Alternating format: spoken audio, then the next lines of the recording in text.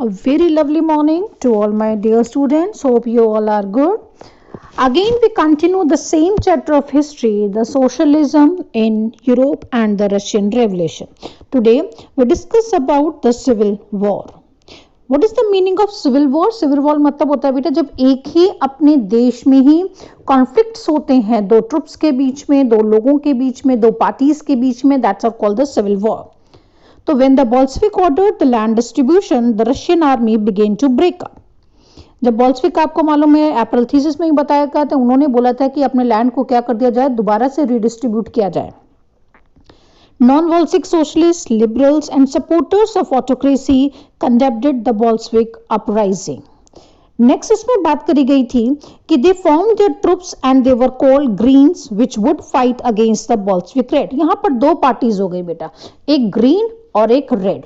Green किसकी थी, जो ट्रुप्स बना रहे थे अलग से, और रेड किसकी पार्टी थी, बोल्शेविक की पार्टी थी, जो सब लोग बोल्शेविक पार्टी के क्या थे, अगेंस्ट में थे. दूसरी यहाँ पर एक और नाम दिया गया बेटा, and that are called the Whites.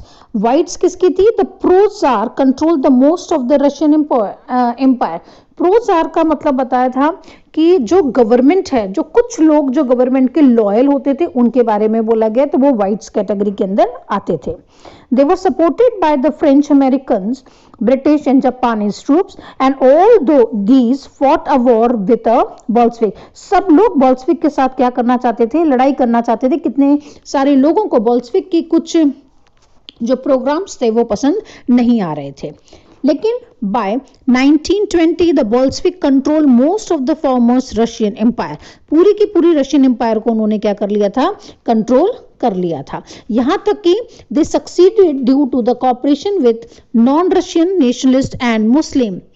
Corporation did not work where the Russian colonist themselves turned up Bolshevik. सबको बोला गया कि हाँ उनको बोल्शेविक में टर्न होना है, सबको उसमें यूज होने लग गया था. और उसके बाद आया था the outcome of civil war. क्या हुआ था इसमें, Lenin and communist maintain the power and defeat the whites in 1921.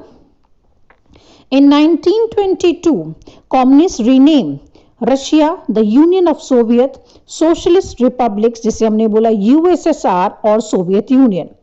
Long lasting distrust of Western nations, communists remain in power until the end of the civil war. जब तक and नहीं हुआ था तब तक ये काम चल रहा था.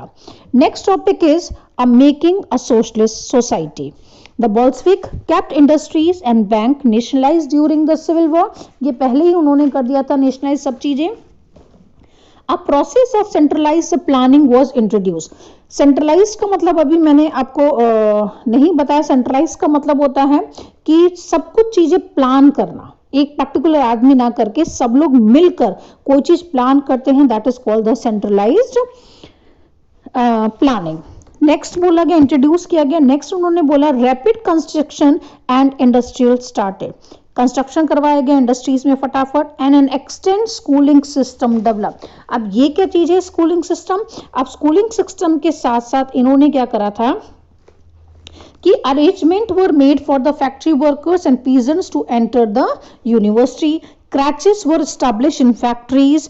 क्रैचेस का मतलब होता है जहां पर जो वर्किंग मैन और वुमेन्स होते हैं, काम करने के लिए जाते हैं, तो वो सोचते हैं अपने बच्चे कहाँ छोड़ के जाए, तो वहां पे वो लोग क्या करते हैं, क्रैचेस होते हैं. कुछ लेडीज अपने घर में खोल लेती है जो उनके बच्चों की देखभाल करती हैं. तो creches were establish in factories for the children of women workers.